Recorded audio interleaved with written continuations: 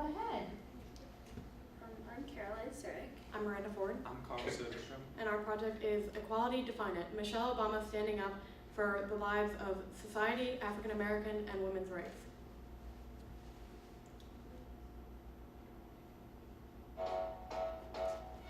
How does a child skip a grade, born and raised in the south side of Chicago, dropped in a place she's almost forgotten, a spot right by her brother with an emphasis on education, grow up to be a lawyer and role model, the first lady, with 2 babies who grew up famous, made us a lot fitter by bringing us Let's Move, by bringing us education, by bringing us girls' rights, by '09.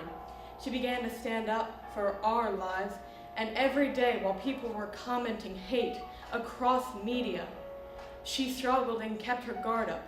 Inside, she was longing for a nation to be a part of. Her brother was ready to beg, steal, borrow, and barter. Then a hurricane came. Devastation reigned. A lady saw her progress dripping down the drain, put a pencil to her temple, connected it to her brain, and she started a new program, a testament to her pain. The word got around, they said, this lady's so great, man. Took a couple programs, but she got to the White House, got her education, didn't forget from where she came. And the world's gonna know her name. What's her name, girl? Michelle Obama. Her name is Michelle Obama. And there's a million things she hasn't done. So just you wait. Just you wait.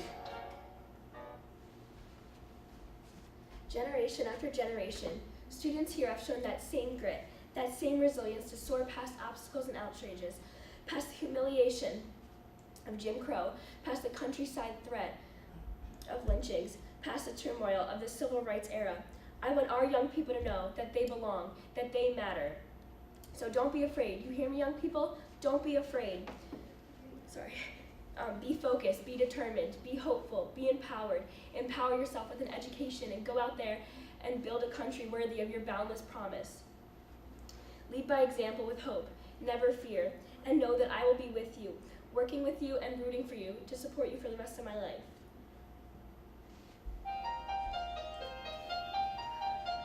All right. Let's give it up for Michelle Obama.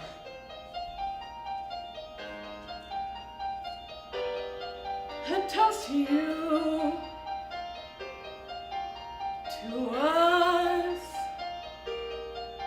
from the lady who is always by your side, to the nation and the hope that it provides. May you always be satisfied. I remember that night, I just won't forget that night for the rest of my days. I remember the time ticking, the ballots deciding the rest of my ways. I remember our dream that night, the dream we'd change this place. But Alexander, never forget the first time I saw your face. We have never fought so hard, intelligent. Now you're surrounded by anger and hate. And when you said hi, I forgot my own name. Set my heart aflame, every part aflame. This nation's not a game.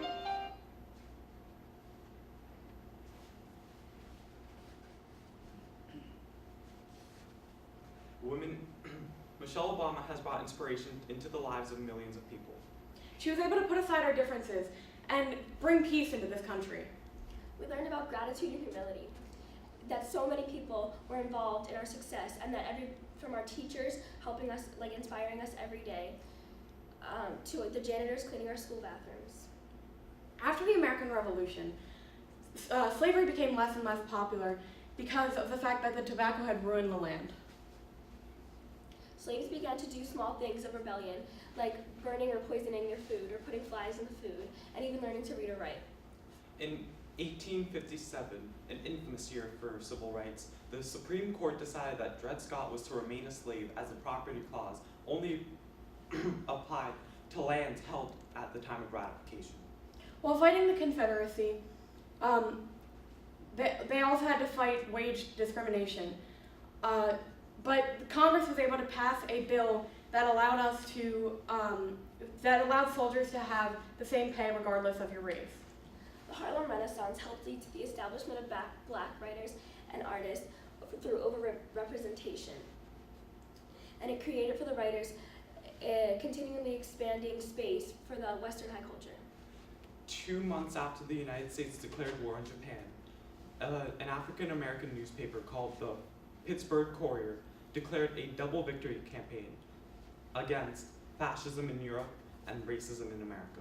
As people of color began to make up more of the middle class, they became angrier and angrier with their place in the American politics. By 1955, the Women's Political Council was able to use Rosa Parks' arrest as a way to boycott bus companies. But this one-day boycott turned into a year-long protest. And 2 years later, Martin Luther King Jr. formed the Southern Christian Leaders Council to bring together the efforts of churches and schools. Although the Brown decision was desegregated schools, in theory, true integration would take much more to get there. After W.E.B. Du Bois died, 250,000 protesters marched to Washington, D.C. to listen to Martin Luther King's I Have a Dream speech. After President John F. Kennedy died, Lyndon B. Johnson passed the Voting Rights Act and the Civil Rights Act of 1964. The Civil Rights Act of 1964 bans discrimination in the workplace and in public. Michelle Obama has made a tremendous impact on the lives of African Americans and in the civil rights movement. She could be an inspiration to women, families, and African Americans. Michelle Obama will become the first African American to assume the role of First Lady, a woman with the power to influence a nation's identity, its fashion trends, its charitable causes, and its perception of African American women and their families. Michelle Obama's image defies all harmful stereotypes put on black women. For centuries, black women have had to deal with different segregation topics and different stereotypes put on them. Michelle Obama has been able to go against all of these and make the world a better place. Former First Lady Michelle Obama has been able to speak openly about her dealing with racial prejudice. And she is seen as the North Star to Black America, as said by David Schilling, The Guardian. She also urged millennials to protect their civil rights and the advancements in equality that their parents' generations and their parents' generations had made over the last years. We've got to stand side by side with all of our neighbors: straight, gay, lesbian, bisexual, transgender, Muslim, Jew, Christian, Hindu, Native American, immigrant. Because the March for Civil Rights is not about African Americans, it's about all Americans. The women's rights movements kicked off after the Civil War. In 1966, the National Organization for Women was created. It was done so to mirror the success that the NAACP had. The National Organization for Women quickly became fractured between more traditional and radical branches. The Congress to Unite Women was created by the NOW to bring together the second wave feminist group. Though this was not to last because the leaders of the National Organization of Women wanted to reform, but the radicals wanted revolution and rebellion. The fight for equal rights continues today so much, and education has a huge part of it. In 2015, Michelle Obama, with the help of her husband, Barack Obama, founded Let Girls Learn, an initiative to fight the epidemic that is currently affecting girls across the world. Let Girls Learn expanded funding to leadership groups that were providing money for people who had HIV, people who were in poverty, and it allowed school attendance to go up. Currently, the number of girls around the world that are not enrolled in a school is equivalent to the population of 2 Canadas. Because governments around the world are failing to provide enough money to educate all of their citizens, Let Girls Learn is trying to provide girls with school scholarships, safe transportation, and adequate school bathrooms so they can increase the school attendance rate. As a self-proclaimed product of pop culture, Michelle Obama has been able to use popular culture to help with exercise, girls' education, and promote support for military families. Michelle Obama has raised the bar higher than any other First Lady of the United States of America, thanks to her defiance of stereotypes and her fight to empower girls to continue their education.